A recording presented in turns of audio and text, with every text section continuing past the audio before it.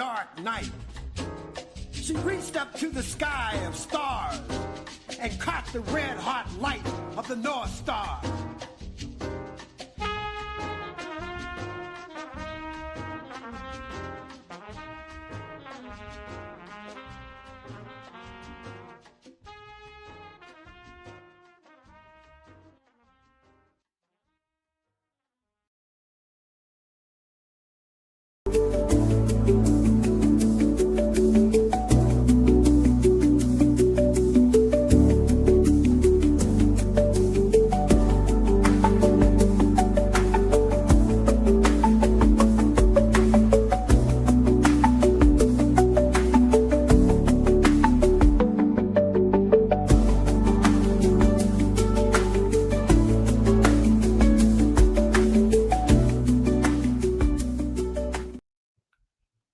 Well, good afternoon, greetings, and welcome back. Kyle Anzalone reports Trump sends nuclear proposal to Tehran, demands Iran act quickly. The president threatened that something bad would happen to the Islamic Republic if Tehran did not rapidly come to an agreement with the U.S. Trump said aboard Air Force One, quote, "We're in very serious negotiations with Iran for long-term peace. We're not going to be making any nuclear dust in Iran. I think we're getting close to maybe doing a deal without having to do this. But most importantly, they know they have to move quickly or something bad is going to happen," end quote. Two questions. First, how do you negotiate with someone to not do something they were not going to do anyway? I think that's called negotiating the sleeves off your vest. Second, is this a negotiation or an expected capitulation? Let's connect some dots and find out.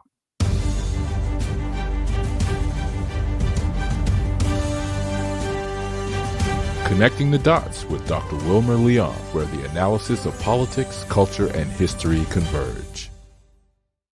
Welcome to the Connecting the Dots podcast with Dr. Wilmer Leon, and I am Wilmer Leon. Here's the point. We have a tendency to view current events as though they occur in a vacuum, failing to understand the broader historical context in which most events take place.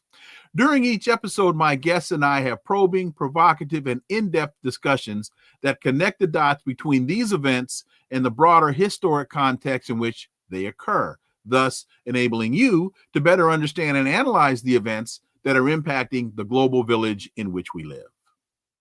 On today's episode, the issue before us is, yesterday, Trump said that the two sides, the U.S. and Tehran, were close to a deal. Washington has not publicly revealed any details from this alleged agreement. And again, yesterday, the Iranian foreign minister said Tehran had not received a proposal from Washington. This sounds a lot more like bluster, bloviating, and bluster. My guest is a member of the Black Alliance for Peace, an editor and contributing columnist for the Black Agenda Report, and the Green Party candidate for Vice President of the United States in 2016. Brother Ajamu Baraka, as always, welcome back. My pleasure to be here. Thank you so much, Dr. Leon. So you've just returned from Iran. Tell us a bit about your trip. What was your sense? Why were you there? And what was your sense and feel about the mood in Tehran? Yeah, thank you. I was in Iran as a judge for an international media festival, responsible for judging submissions from around the world in the categories of investigative journalism, featured articles, and viewpoints and opinions or commentary.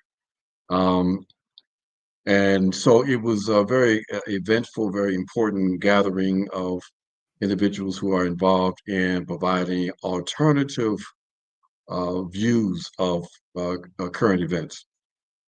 Individuals, organizations, outlets that are not part of the so-called legacy media, as we call it in the U.S. But during that time I was there, Dr. Lee, I had a chance again to speak with a number of different officials, ordinary Iranians, Mm-hmm. and got a pretty decent sense of where people were at. One of the things that struck me on this trip, as it did the first time that I went to Iran, was that there is a real, I wouldn't say a confusion, but well, No, confusion on the part of why are you all doing this? exactly. Yeah. It's like what are our crimes? What crimes have we committed beyond wanting to live in peace and to have the freedom to develop our own process? You all have been trying to undermine us since the revolution of 1979. Why? And so that's a difficult question. They raise it rhetorically. They Mhm. understand that they have not been allowed to live in peace because there's an agenda. That agenda goes beyond even the U.S., but is an agenda in which there's a convergence of interest between the U.S. and Israel to make sure that there's no effective opposition to the ability of Israel to project its strength, its power in the region. The only state at this point that can put a brake on Israeli ambitions and complete U.S. dominance in the region is, in fact, Iran. So, as a consequence, they have been under the gun for more than 40 years. David Johnson, a new member, thank you very much for joining. Greatly, greatly appreciate that. You know, it's interesting to me that I was there in 2016, and you walk around Tehran. I was blessed to have been able to travel all over the country, lectured at a number of universities, and even just down to the people on the street when they hear you, particularly as an African American man. And Travis, thank you for that super sticker. When they hear you speaking English, they want to engage, and they're asking what did we do to you? Why won't you leave us alone? And your point about the revolution, had the United States not overthrown Mohammad Mossadegh and installed the horrific Shah, there would not have been a need for a revolution. So it you talk to them, and again, just the average person on the street, you walk through the bazaar, and one of the people that works in a little stall or stand will hear you speaking and come out and say, "Can I ask you a question?" It, it sounds like your experience was very similar to mine. Very similar. And one thing that's also striking is that there is a clear understanding that there, in fact, is a difference between the people of the United States and Mm-hmm. the government. They Yes. make that distinction.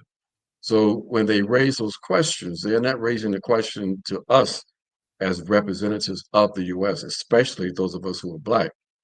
You remember that one of the things that drove people crazy in 1979 when they invaded the US Embassy and they let all the Black folks go, Except one. except for one who was a Black CIA agent. Right. And the people went nuts.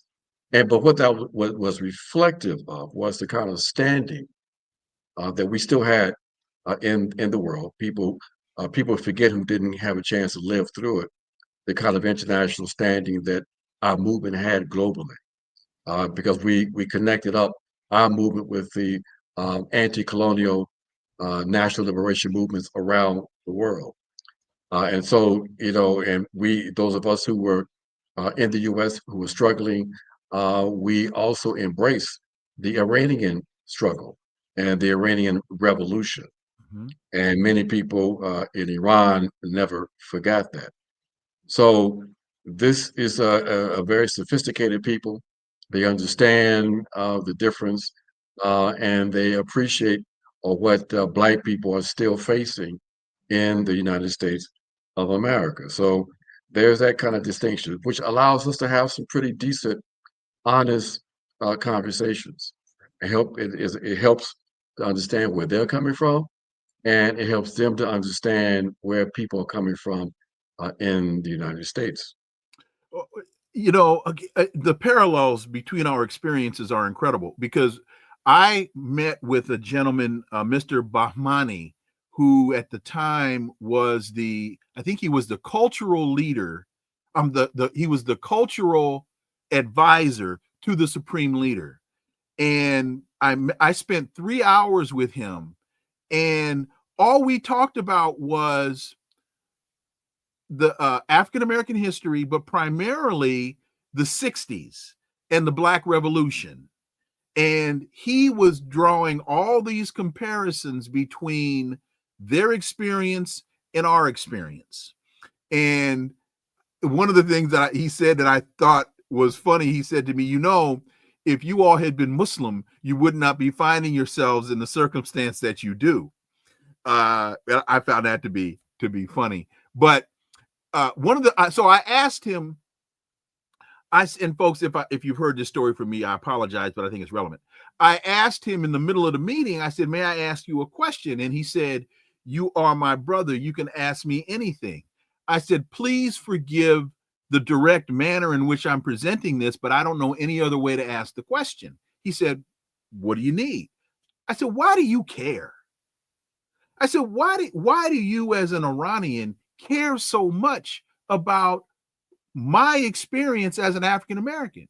And he said, because we are both oppressed by the same forces. We are Shia Muslim. And as such, when we see oppression, we must do everything in our power to alleviate it. And if we don't, we become complicit in the oppression. Your experience is our experience. Blew me away. That's solidarity. That's solidarity, and that's the basis of reciprocal solidarity. That's what we used to experience quite often back in the day, as they say. But it's also the foundational principle for solidarity for today.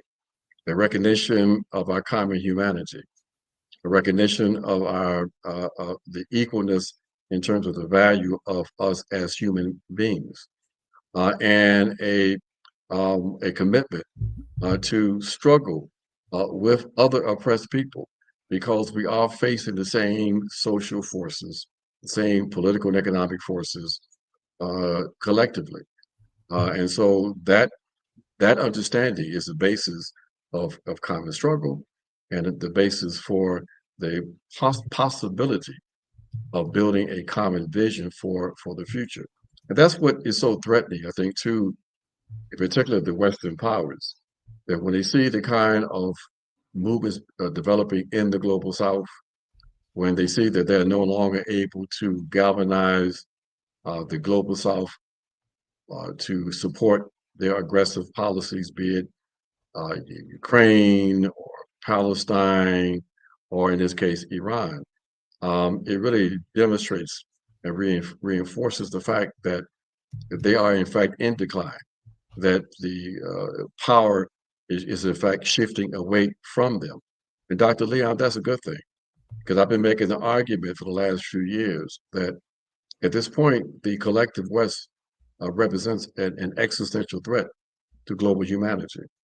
It's quite clear that in their recognition of the slippage of power, that they are unable psychologically to deal with that, and that they have made a conscious or maybe unconscious decision that before they allow themselves to be swept into the dustbins of history, where they could not and cannot dominate in the same ways they dominate today, that they have decided that they're going to perhaps blow up the entire planet. That's why we saw the kind of reckless policies pursued by the amateurist Biden administration in Ukraine, policies that were leading us to the real possibility of a nuclear confrontation. That's why you see that the West is silent on the systematic genocide taking place in Gaza, and that's why you see that there has not been much opposition to the obvious plans on the part of the United States, with the full support of the West, to perhaps engage in a military confrontation with Iran. So this commitment to militarism that's at the center of the U.S. national security strategy that has resulted in literally tens of thousands of people losing their lives over the last 20 years or so. Um, the only way that that's going to come to an end is when people understand the terms of struggle, when people understand how far these forces appear to be prepared to go to maintain global white supremacy. So it is an opportunity always to get a chance to go to other places, to talk to people, to to peer through the veils of ignorance that they try to impose on people, to see the reality of these people who basically just want to live life.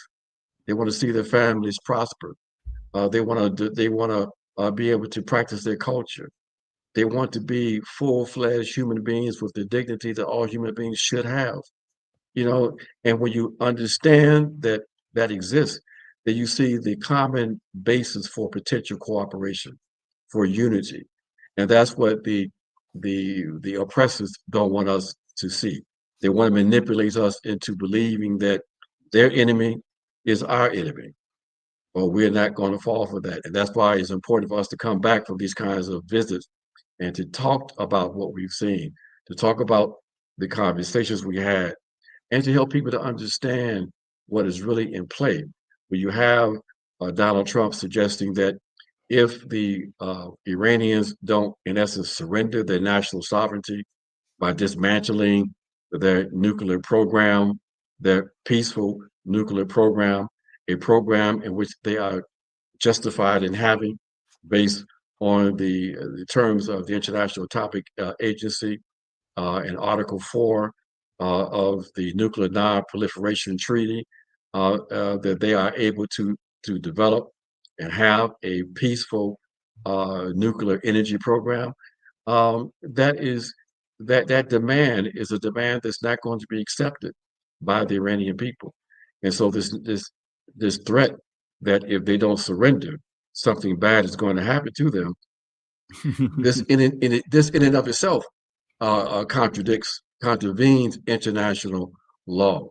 So this is the lawlessness that we are experiencing today. This is the international political environment that we operating in, and that's why it's so incredibly important for people to understand what is really going on, so that you know what kind of decisions to make when you hear and see the moves toward militarism and toward war. You know, you talked about the peaceful nuclear program. It's important to remember that the initial nuclear development program was brought to Iran by the United States, I believe in the late 50s. It might have been 56, 58. It was called Atoms for Peace.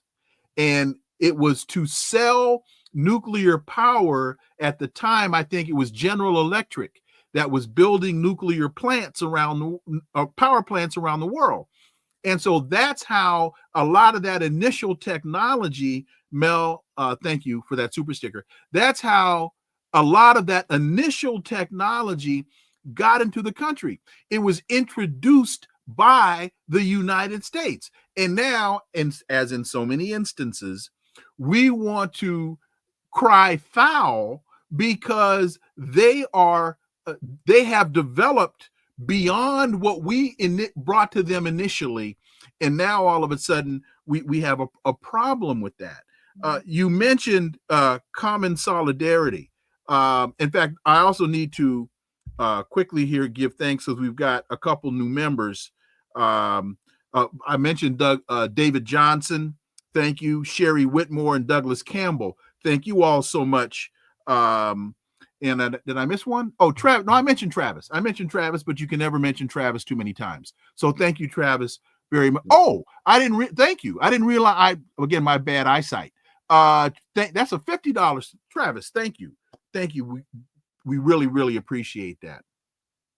Oh, so you mentioned common solidarity.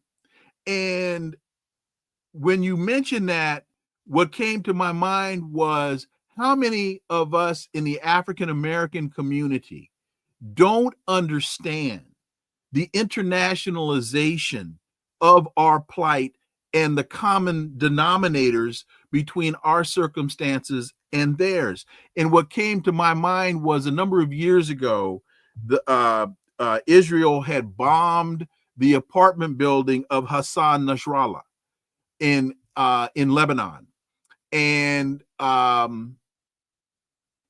they went and did an interview with him, sitting in this bombed out apartment building. He was sitting on his couch amidst all of this rubble, and off in the corner was a picture of George Floyd. And they didn't talk about it during the interview. It was just off in the corner, kind of off axis, because his apartment had just been bombed. But that demonstrated to me the commonality, as you talk about, the common solidarity. And so they get it on their side, but too many of us don't get it on our side. Ajamu Baraka. Well, and because we don't control the means of communication in the U.S. It is the colonizer that is able to bring information to the masses of the people, if you will. If you don't actively seek out alternative views, then if you just were subjected to the legacy press, the legacy media, as your source of information, then quite naturally you will see the Iranians as maniacs, as state terrorists, while you simultaneously root for the real estate terrorists, the Israelis, as they engage in the annihilation of Palestinians. You would believe that you had nothing to do with the Palestinians in Gaza.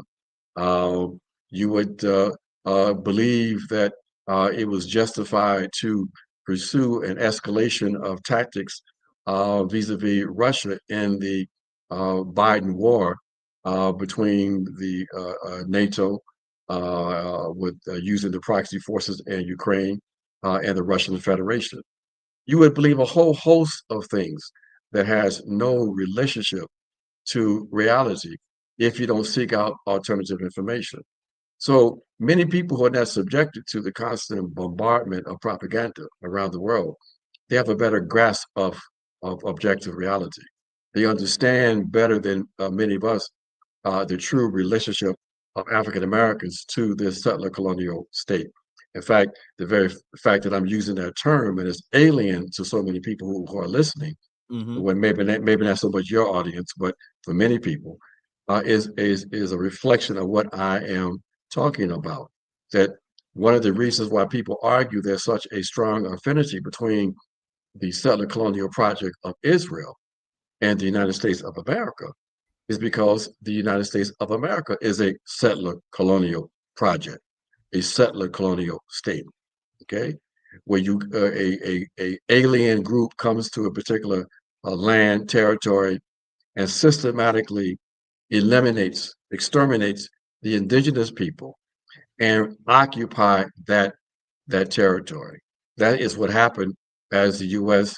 Expanded itself, shot, murdered, raped, scalped, from sea to shining sea, from the East Coast to the West Coast, until they were able to consolidate by the end of the 19th century this thing we call the United States of America. Israel wants to do the same thing. They want a greater Israel. The problem they have is that they have these pesky 7 million Palestinians, but they are moving systematically to try to rid themselves of those Palestinians, not only in Gaza, where they are engaged in this vicious slaughter of men, women, and children in Gaza, but also on the West Bank, the occupied territories of the West Bank, with no opposition from the West, no sanctions. The Israel is still able to participate in the World Cup.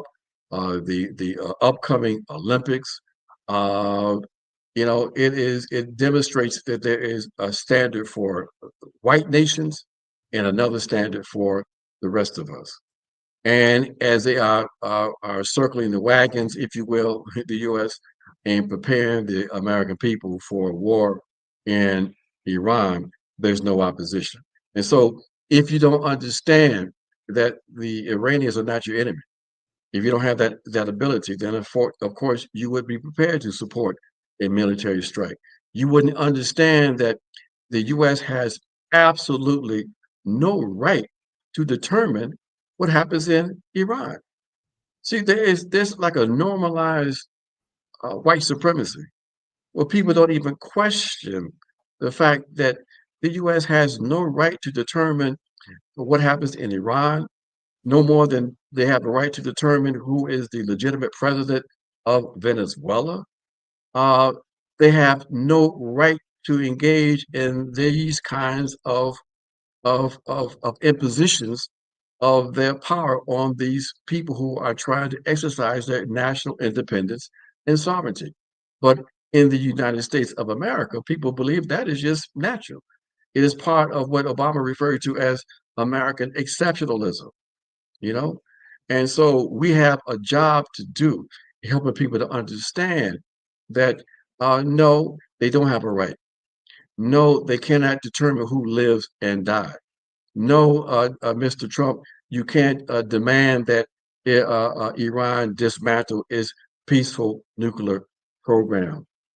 And so we have to be clear about that and make those kinds of demands because remember, these people are operating in your name when they are silent on the slaughter in Gaza, when they provide the 2,000-pound bombs that are blowing people to smithereens. They're doing this in your name. And if you don't oppose it, if you're not in opposition, I'm sorry, my friends, you are then in collusion. You are complicit. You are morally complicit. You know, they're going to talk about this moment in history if we survive this. And people are going to wonder what happened to human beings in the United States of America.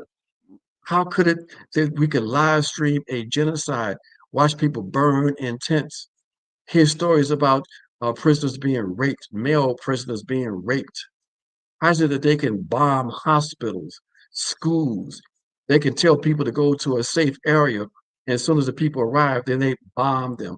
How is it that today the Israelis are bombing every 4 minutes in Gaza?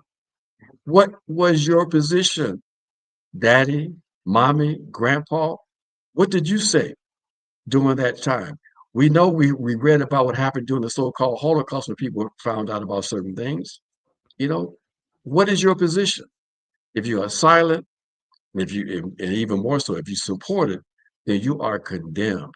That you basically have blood on your hands. So this is the world that we live in, Dr. Leon. That we have the U.S.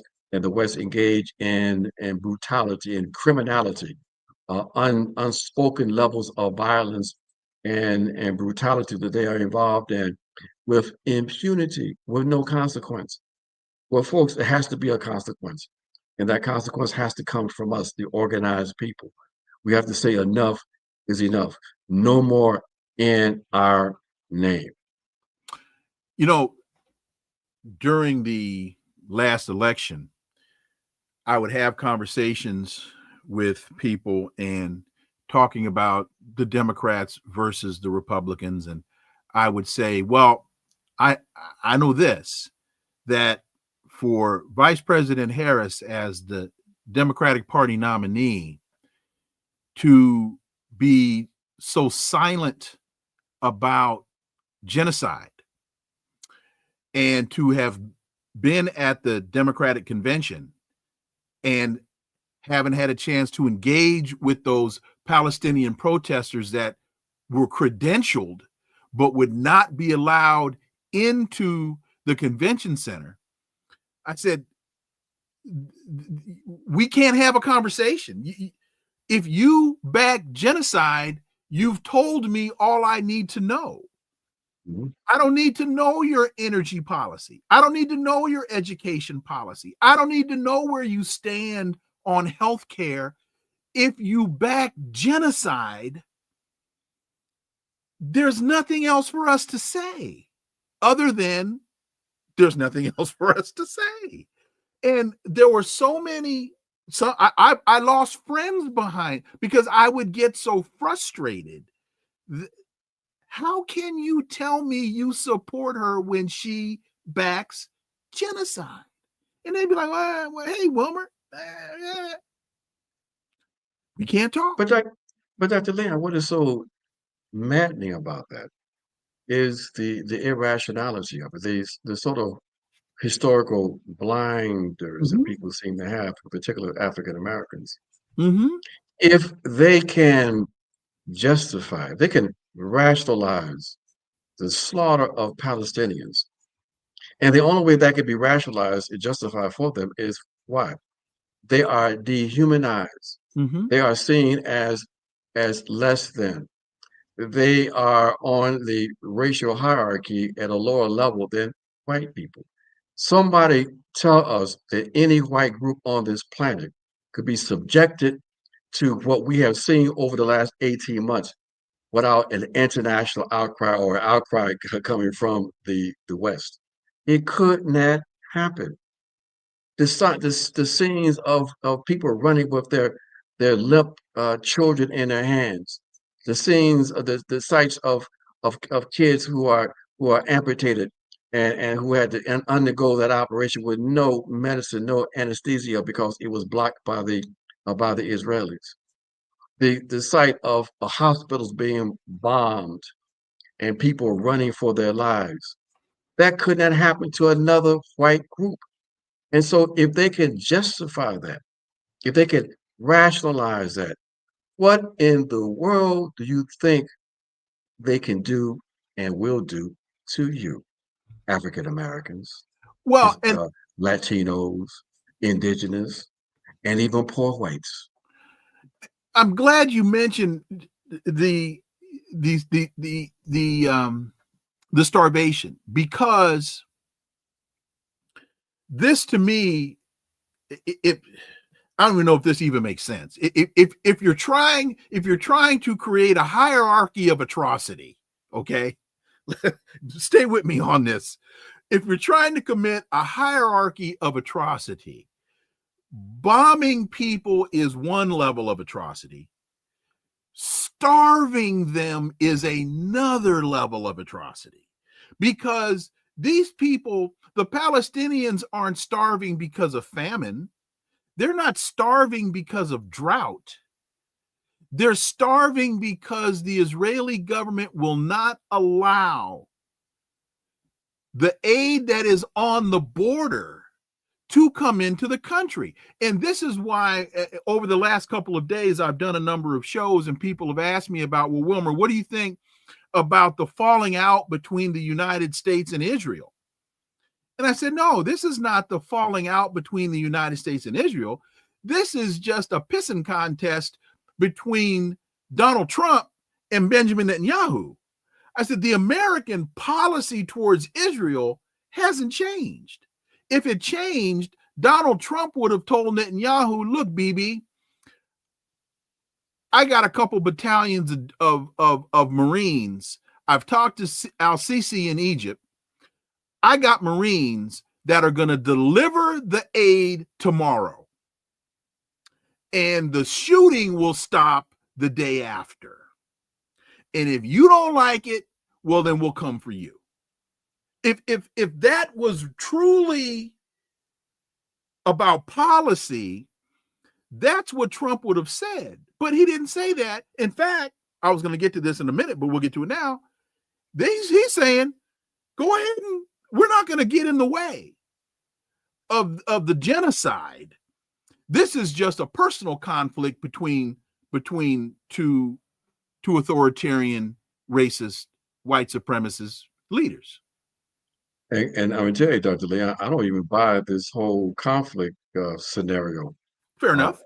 Remember, there was supposedly a rift between Joe Biden and Netanyahu. Sure.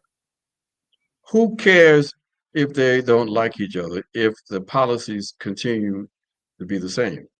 Okay, and the result is the systematic slaughter of Palestinians. So no, I'm not buying this at all because, Mhm. as you just said, this so-called beef between those two, which I don't believe. But then Weisskopf turns around and says that the U.S. is not going to stand in the way of the Exactly. continuation of the slaughter. So that's what we have to be focused on. The drama that the legacy media will try to divert our attention to, we're not concerned with that. We are looking at what people are doing. We're looking at actions. And if you have not stopped this slaughter, the use of U.S. weapons to engage in systematic slaughter, which is the violation of the human rights of these people, which is illegal under U.S. law, Collective then punishment. we don't have anything else to talk about. Where is the accountability? Where is the legal accountability by both the Biden Harris administration and this administration? And you're right, Dr. Leon, that basically, if you are not prepared to stand up for something as obvious as being opposed to genocide, then what do you stand for? And this notion that some people trying to argue was that if the Harris folks would have won, that there would have been a different outcome or a different circumstances in Gaza is absolute nonsense. When Insanity. when Harris talks about having the most lethal military on the planet, where she said quite clearly Mhm. that they're going to continue to support the Israel's right to defend itself, meaning the Israel's right to commit the genocide, nothing would have changed. And the argument that what I consider to be the immoral argument that we should vote for Harris because it'd be a little bit better for us in the United States, knowing that the fascist Israeli government will continue to slaughter people in Gaza, to me is immoral. And I say, look, if it's and as a consequence, I say if it's true that Trump is supposed to be the incarnation of evil, what nation on this planet deserves Donald Trump more than the United States of America? Mm. So you're going to support fascism over there in order to supposedly avoid it here in the U.S. Now, understanding, and some of us have been arguing that the convergence of politics in the U.S. is toward fascism. Why? Fascism is a capitalist reform. Capitalism is in crisis, and the form of state is changing toward a fascist regime, the elimination of any pretense to democracy, you know? And so this is a trajectory that both parties were on, and you need to understand that. Trump sends nuclear proposal to Tehran demanding Iran act quickly. They must know that something bad is going to happen. When I read that, it took me back to maybe, I don't know, 8 or 9 months ago. No, longer than that. When Joe Biden sent I think it was the USS Missouri. No, not the Missouri. He sent the Eisenhower um, carrier group into the Mediterranean.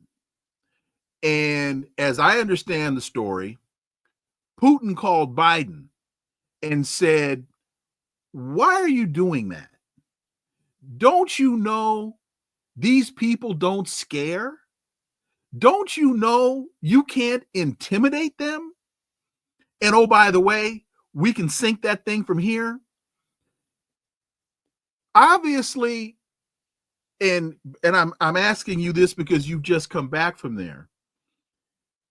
I think you came away. Well, you knew this going in, but you come away after you're there and you engage with Iranians. You can't intimidate these people, and part of it has to do with they're a theocracy, and so they're operating from a different moral base than the West. The West operates from an economic / capitalist / white supremacist base. Their guiding principle is the Holy Quran. And so they operate from a different North Star than we do. Therefore, their understanding of the human being is also different. Their understanding of the human being in this life and then the life to come. Mm-hmm. And so for them, it is in fact an honor to be martyred when you are fighting for justice.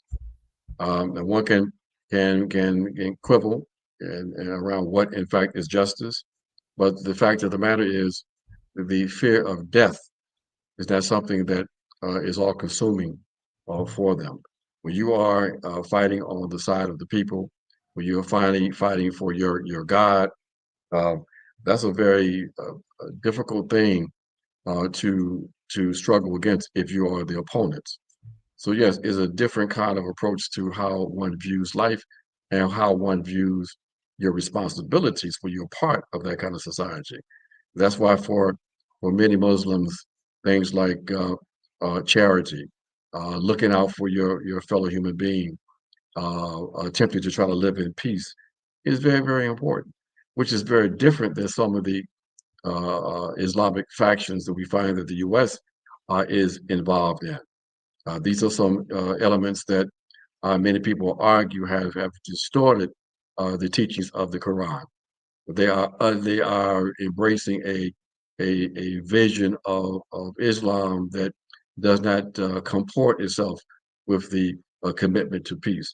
It's almost like the suggesting that some of the right-wing Christian fanatics represent the true element of Christianity as opposed to a Christian like a Dr. Martin Luther King. So, you know, these are the kind of things that we have to understand. It's very, very complex. But one thing we need to understand too about this is that we have, meaning the U.S. and the collective West, I identify with there for a moment, Mm-hmm. no right to dictate to anybody. That the contradictions of Western civilization are so profound that the notion that the West has a right to determine what is supposed to be the forms of democracy, what is the range of human rights, what religion one should embrace. Western so-called civilization is the last civilization that should be able to impose its views, its values, its principles on anyone. Because these last 500 years have been a 500-year episode of blood and death and destruction. Okay. And people in Iran, people in other parts of the world, they understand that. Mm-hmm. The issue we have is that we have this exalted belief in who this nation is, who we are, who the West is. And that has to be completely undermined because you can't struggle against an enemy that you hold in awe. And you can't struggle against an enemy that you don't really understand its true nature. So this is those differences that you're talking about, Dr. Leon, and that's why the threats that the Trump administration is making to the Iranians, it could very well lead to something bad happening for everybody because they're not going to give up their dignity. Look, the Joint Comprehensive Plan of Action, known as the Iran deal, the Iran nuclear deal, was enough of a compromise that was made by the Iranians to try to avoid conflict, where basically they were they kept their peaceful nuclear energy program. They were able to enrich uranium up to 3.67, and that was it. They had intrusive inspections by the International Atomic Energy Agency. They had cameras all throughout the nuclear facilities to verify what was their compliance with the agreement. And the result was that the U.S. intelligence said there's no evidence to suggest that Mm-hmm. they deviated at all from their responsibilities. but yet that agreement was abrogated by the Trump administration in 2015. And so, Dr. Leon, one wonders if you have this kind of intrusive process that was in place that would have prevented any move toward a nuclear weapon, even though the Iranians have said over and over again that religiously we are opposed to nuclear weapons. If you have that in place, then what is the basis of the conversation today? Do you go back? Is the foundation of the conversation the terms of the Iranian nuclear deal? Are there other real concerns? See, I believe, Dr. Leon, that this so-called negotiation is a bit of a rouge. Mhm. That you know that what they are trying to do is to pretend like they have engaged in some authentic attempts to try to come to some kind of resolution. But instead, what they're trying to do is set the stage, lay the foundation for a ill-advised assault on the Iranian nuclear facilities. Because what they don't want is an Iran that has the ability to defend itself. And they are going to make a major mistake because the Iranians have prepared themselves for this. They don't want war. That was a constant message we got from all Iranians in every walk of life. They want to live in peace. There's a sector of the population, even among the Iranian officials, who don't completely understand the threat coming from the West and in the US specifically. They still believe that they are dealing with rational actors. And you have to respect where people come from, but our position is, we have a different kind of read of history, and we hope that you are correct, but our read of history, our read of the forces making policy in the US is that you are not actually dealing with rational actors. That there are some people who are rational, but unfortunately, they are not the ones making the final decisions regarding U.S. policies, and that makes the situation for Iran very, very precarious. But it also makes the situation for all of us on this planet very dangerous. I want to stay with this for just for another minute because I want to get back to the point that Iran is a theocracy. And so in the Holy Quran, there are rules of war that as Muslims, they are obligated to follow. So in a number of instances, I think people here in the West are confusing reluctance or restraint with fear. It's not that they can't kick your behind. It's that they've decided to do their best to not have to kick your behind. When the first time I was there, I was fortunate to have a 2-hour meeting with the former president Mahmoud Ahmadinejad. I was part of a delegation. We were able to sit, about 15 of us were able to sit with him for about 2 hours and ask him a number of questions.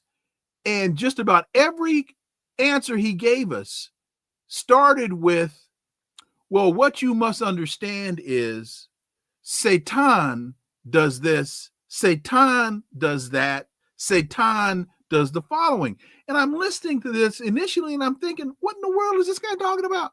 And then it clicked. Oh, what I'm getting is geopolitical analysis through the perspective of a devout Muslim. So when we heard, for example, the United States is the great Satan, right? We heard in the 80s and what United States is the great Satan, and a lot of us became offended by that. But that just wasn't over the top rhetoric. What that was analysis of action by a devout Muslim.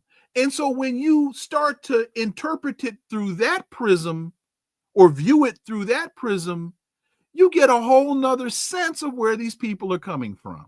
Is that hyperbole on my part, or do you find that to be accurate? I think that what you just described is why it's so incredibly important for states to understand cultural differences, to be able to step outside of their viewpoint, their understanding of the world, and try to understand how their quote unquote opponent may be seeing the world, understand their belief systems. I mean, people like Henry Kissinger said that if you don't have that ability, you can't engage in any kind of diplomacy. The problem we have now with the policymakers in the U.S.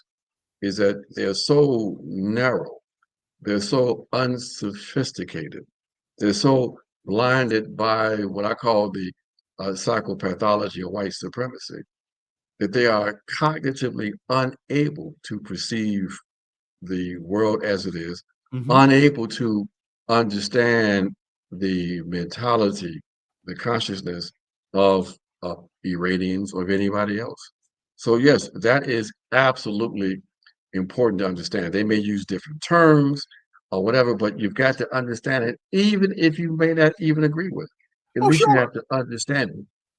But that's what we don't have right now. We have people who are making policies for the United States of America that are bound to be not only counterproductive for their own objectives, but dangerous for the rest of us. In fact, to that point, and then I'm going to move over to some of the questions from the viewers. This most recent missile attack from Ansar Allah into Ben Gurion Airport, and I was on a show yesterday, and people we were discussing. And I said, you have to understand that was a message being sent. That was not a missile gone awry. You can't say that Ansar Allah made the mistake of not hitting the airport. No, they didn't want to. Because they don't bomb hospitals.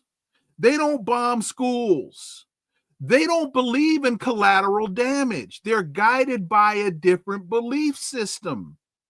So they could have hit the airport if they wanted to, but they were trying to send a message that unfortunately the United States is too ignorant and too arrogant to understand. Well, see, Dr. Leon, they do understand that. They won't admit that in public. Okay. But that message was loud and clear. Okay. And not only did the U.S. understand it, Israel understood it also. So yes, you're absolutely right in your analysis. That was a shot across the bow. Literally and figuratively. Exactly. So they're not going to come out and say that. Aircraft carrier, as it relates to the aircraft carrier.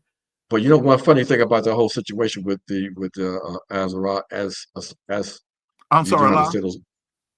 forces in Yemen is the deal that the U.S. cut with them. They cut out the Israelis. Donald Trump is like, hey, y'all don't mess with us. Y'all go ahead and continue to shoot at the Israelis, but we out of here. You know, right? I mean, this is like it's comical, but it's so incredibly serious. So a couple of things here from Mile High Brother. Do you consider Israel America's foreign legion and therefore must be protected against all attempts that prevent it from carrying out Project Greater Israel? I think that the moral position on the part of people in this country is to demand that Israel is not allowed to use U.S. weapons to engage in criminal activity that results in the death and destruction of peoples in the West Asia, what we call the so-called Middle East. That this notion of a greater Israel to be accomplished through the use of force is a immoral and backward position that all people of conscience need to be opposed to. Going back to a point you were making earlier about the traditional media, AM says that's right. It's a conscious decision to seek alternate forms of factual information. I have to question, I hope that's in jest, what does one mean by alternative forms of factual information? Because facts are facts. But anyway, Ajamu. Facts are facts, but you know what, Dr. Lena, as you know, as a social scientist, one also determines what facts are relevant. True. And so that's why we make the argument that this notion of so-called objectivity doesn't really exist. But one is attempting to try to look at the world and analyze the world. You determine what facts are relevant, what facts are connected based on your political and ideological orientation. Okay. And so when we say alternative sources of information, it means that if you are exposed to different views, different emphasis on so-called objective facts, then you can make a determination. You can see that the kind of facts that are maybe being raised as relevant by CNN does not correspond to arguments and facts that are being looked at to explain objective reality by, say, Al Jazeera or connecting the dots or the Black Agenda report. So you have to seek out these different views. You know, every morning as part of my process, I have to look at various, I take 2 hours. I have to look at news reports from various outlets. Mm-hmm. I start with the legacy press, CNN, New York Times, and then I move to I move to Al Jazeera. I look at, of course, our own outlet, Black Agenda Report. I look at Russian Today. I look at BBC. I then read the columns in places like Counterpunch, Common Dreams, et cetera, et cetera. So I can understand how people are seeing things from various different angles.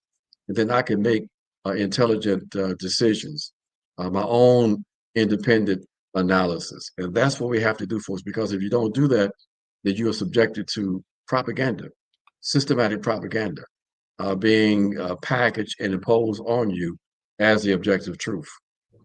AM also writes a lot of articles of the Universal Declaration of Human Rights is being violated in various locations, especially Gaza. And AM is absolutely right.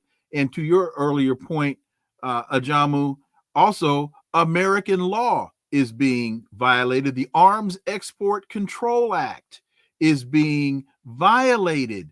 Every time they send a bullet, a missile, a dollar to the Israeli Defense Forces, that's in violation of American law as well as the Universal Declaration of Human Rights.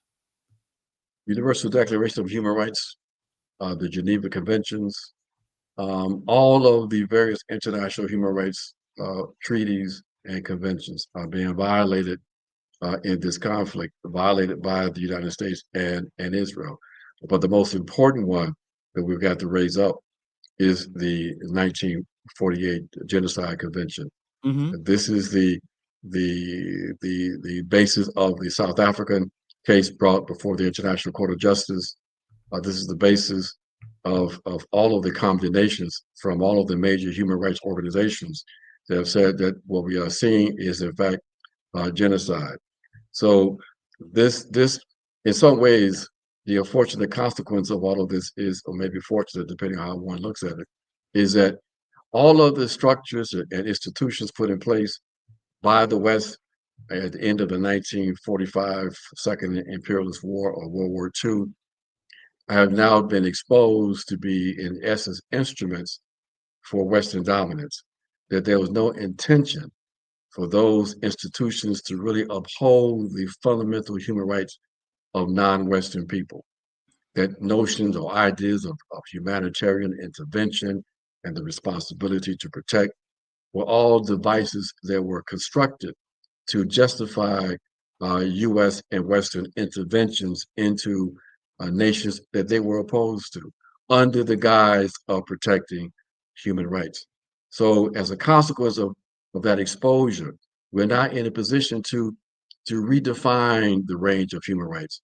That's why we have at the Black Alliance for Peace created a new project, the North-South Project for People-Centered Human Rights, where we are embracing the Black radical human rights tradition, where we are defining for ourselves and for others in a conversation what should be the range of human rights. What are the content of human rights that go beyond the Western liberal framework? So I would ask people to also check us out at the blackallianceforpeace.com, but also check out the People-Centered Human Rights, the Northside Project for People-Centered Human Rights.com also. I know your schedule is incredibly tight. Can you give me a couple more minutes, or do you have to go? A few more minutes because I'm being called downstairs. So yeah. Okay. So really quickly, Hassan says Al Jazeera is also propaganda media, an Islamic version of it. To that, I'll say, with any media outlet, you have to be a discerning reader. And I don't trust everything Al Jazeera writes. Because I have to consider the source. And it's the same way with Sputnik. It's the same way with RT. Sputnik is going to give me a slant, particularly if the story is related to Russia. And so I have to interpret what I read with that understanding. But what we know more times than not, the Western press is damn sure going to lie, because I'm still trying to figure out where are the weapons of mass destruction. So your point, to your thoughts to that point, Ajamu. Like you laid it out. But basically, you don't confine yourself to Al Jazeera. Al Jazeera has a particular kind of point of view. Al Jazeera has a position on, for example, the Palestinian resistance and Hamas specifically. You look at the Middle East Eye and look at some of the analysis that comes from there. Electronic Intifada. Electronic Intifada. Look at the Cradle. There are various places you can go to get these analysis, and then you make your own determination. Well, and Zayun says the Eastern press lies too. Well, but see, I think we have to differentiate between lies and perspective. And South China Morning Post, for example, they have a very hard slant that's pro-Western.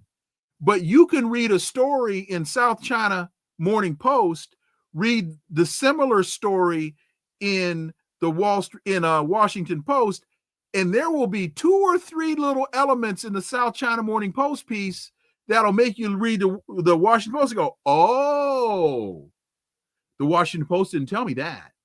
And you weave the facts together. Final point, Ajamu. That's exactly what you do. And I would urge everyone, if you want to have a perspective presented to you from a Black radical lens, then you should be reading the Black Agenda Report. And if you're going to be comparing different angles, I would argue that you might want to have as a foundation the kind of things you read from people like Dr. Leon and others in the Black Agenda Report. That is the sharp, sophisticated publication that's attempting to provide analysis and information that you're not going to find any other place. And getting out, I found while I was in Iran, not only are the people phenomenal, but the food is off the chain. And a lot of that has to do with the fact that Monsanto hasn't gotten there with fertilizer and killed their soil. There you go. I mean, you find out throughout the so-called global South that the food is much more healthier than what we have in the U.S., unfortunately. I know you got to run, brother. Ajamu Baraka, thank you so much. Greatly, greatly appreciate it. Look forward to having you back. My pleasure. Thank you so much. Chris H. makes the point, Dr. Leon, what that person means is that Al Jazeera is linked to the Qatari government and the U.S. government and gets funding and gets funding is told to lie about Syria. And Chris H., thank you for that comment. And I understand that. I know where Al Jazeera gets its funding from, but that's why I said that you have to be a very discerning reader, because not everything in Al Jazeera is garbage. Not everything in there is bad. You've got to consider the topic and consider the source. And when you do that, you then start to become a very discerning reader. Peggy Parks, I've got to thank you for a number of your comments. And as a member and a new member, thank you very, very much. And I hope that you have found that your investment in this effort is worthwhile. You say, thank you for allowing me to listen and learn. Very informative. Thank you, Peggy. We greatly appreciate that. And let me go back to Chris H. talking about the Qatari government and the U.S. government and gets its funding to lie about Syria. You understand that, but that doesn't mean that you stop reading Al Jazeera, and that doesn't mean that there still can't be value in some of what Al Jazeera puts out. It's the analogy I would use is putting a puzzle together. And I believe, even understanding the Qatari/US funding of Al Jazeera, there is still value. Al Jazeera has covered Palestine wonderfully. CW02 says Al Jazeera has covered Palestine wonderfully. They just don't report well on Turkey or themselves. And that gets to my point. None of the sources report well on themselves. CW02, I think that's a very good way to put it. None of them report well on themselves. And so that, to me, is the lens through which you must view this. Holly Horn, consider the source. That's all. Eyes open. So here's another example. Compare what you read in the Financial Times with what you read in the Wall Street Journal. And to me, those are two. That's a very good example of read the Financial Times, which is respected and used as a source by a lot of folks that I know and respect, and then compare that to what you read in the Wall Street Journal. Reuters and AP are good outlets, depending on the issue. Zach, we got a new member. Zach, thank you. Greatly appreciate Zach, the new member. Folks, join the CTD Club YouTube, $4.99 a month. As it says, get badges, access, shout outs, and more. Please join now to support this effort. And we're getting traction. We're getting traction, but we need to get a lot more traction, because there's an awful lot that we've got to cover. And with that being said, I want to thank you all for listening, for viewing. Brother Ajamu Baraka, thank you again for your time today. New episodes next week. Margaret Kimberly from Black Agenda Report will join us on Monday.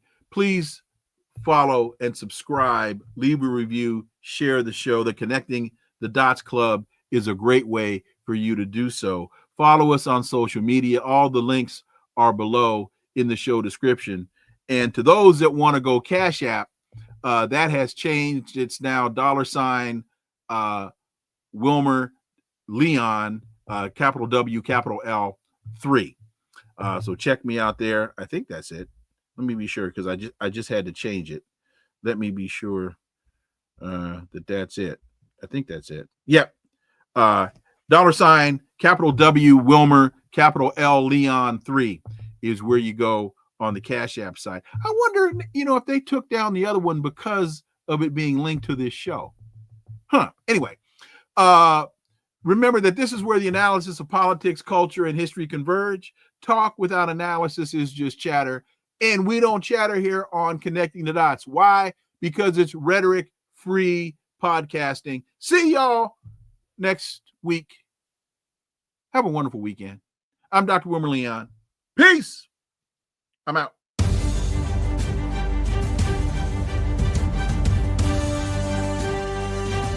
Connecting the Dots with Dr. Wilmer Leon, where the analysis of politics, culture, and history converge.